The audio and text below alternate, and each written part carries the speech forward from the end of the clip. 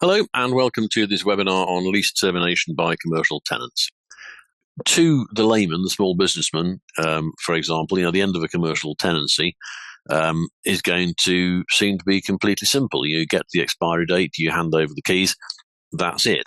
Well, it's not necessarily that simple, and what complicates matters is the Landlord and Tenant Act 1954, because what that does is, on top of any contractual routes you have to lease termination, it introduces a range of statutory procedures, and it is a range, and which of those procedures is available or the best one to adopt differs according to where you've got to in the life of the lease and in the progress of the procedures under the 1954 Act.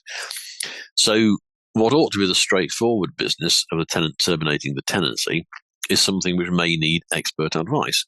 Of course, many small business tenants will not be represented. They won't have expert legal advice. And this is a bit unfortunate because, of course, the 1954 Act was enacted to protect tenants.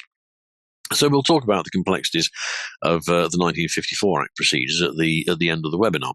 But we've also got some other routes to termination to talk about: surrender and disclaimer and exercise of break options.